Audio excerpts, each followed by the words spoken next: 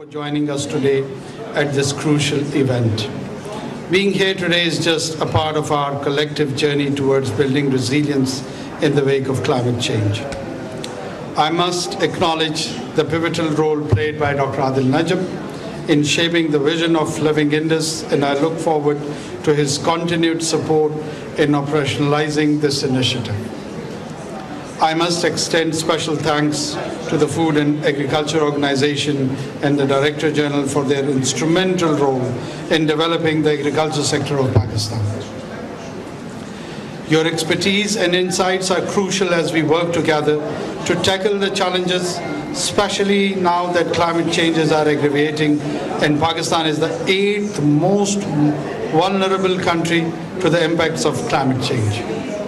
Pakistan's climate challenge is primarily a water challenge. We are at the receiving end. This is our challenge, we all know. We must realize that the majority of Pakistan is part of the Indus Basin. And to adapt Pakistan to climate change, we must adapt the Indus Basin to climate change. The government of Pakistan is clear on its priorities. With Living Indus, this umbrella initiative emerged from extensive consultations with stakeholders, resulting in a set of 25 living interventions that emphasize nature-based solutions and ecosystem-based adaptation approaches. But more important is that the Living Indus initiative seeks to mobilize a movement that repairs and restores a healthy Indus for today and tomorrow. And here we are to collaborate and give voice to our river. The Indus River needs a voice, and we are here to be that voice. Ladies and gentlemen, the Indus feeds us, and if we don't take care of it, it will not be there to take care of us. This initiative suggests that we need a minimum indicative investment between 11 to 17 billion US dollars over the next 15 years to mobilize from the public sector, private sector, citizens and communities. This will come in pieces, we understand, especially as Pakistan is facing a financial challenge.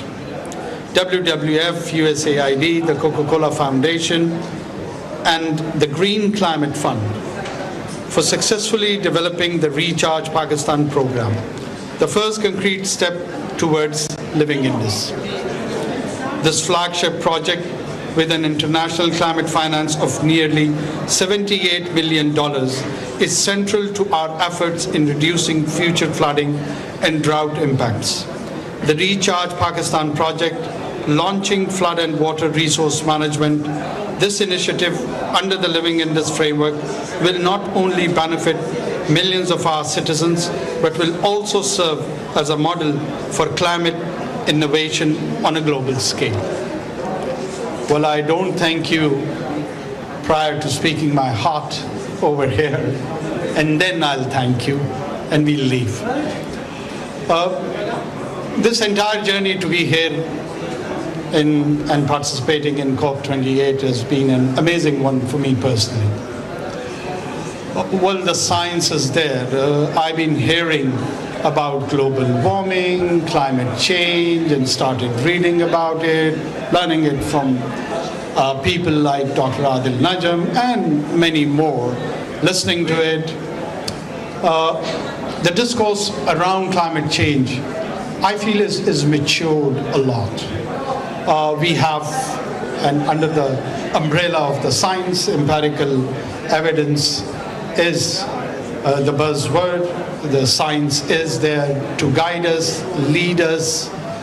And whenever there are such initiatives to respond to such challenges, there is a material aspect and part to that. We're talking about $2 trillion or $3 trillion. Some say up till 2030, some say maybe a year or so. One aspect which I feel is missing is the opposite of the science, and that is arts.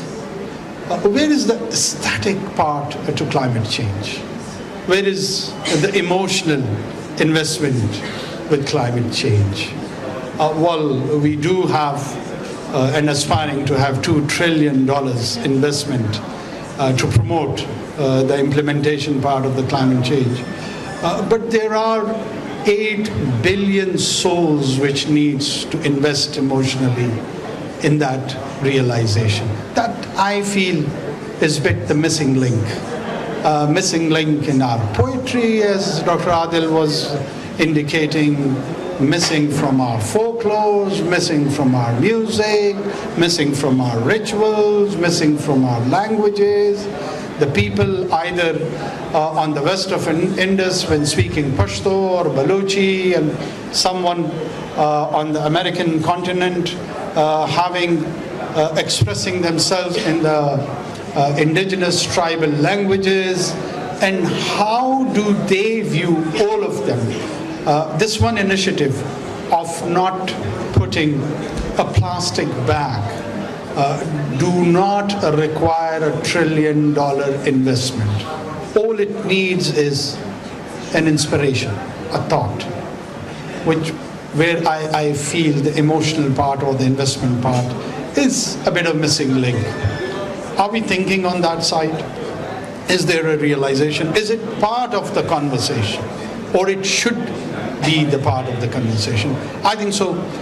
We should bring in all the nuance which is very much needed. It should be advocated by the activists, by the civil society, by the NGOs, by the scholars, and eventually some non-aesthetic entities of governments like myself too can follow the footsteps. So yes, it is an existential threat. There is all the conspiracy theories revolving around that idea that it is just a hoax created by experts like Dr. Adil has been buried, and they are all in the grave, and he's just a living and dignified example, just like our Living Indus initiative, and the rest is gone. But we do need, in my humble opinion, to club this with the artistic part of it, with the emotional side of it. And it all seems more mechanical, it seems more ritualistic.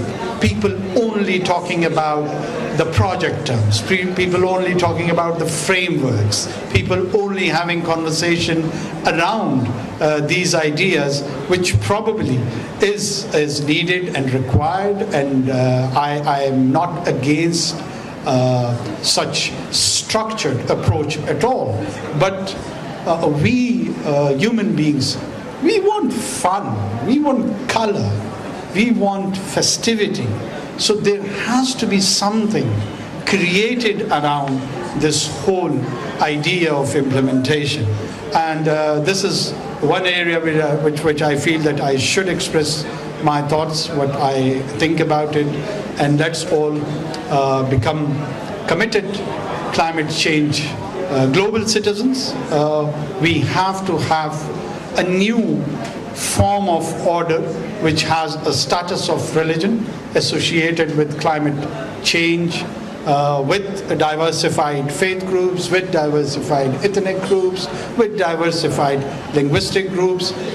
One degree which is giving us a new identity to the mankind is our following towards the commitment to climate change. I thank you all.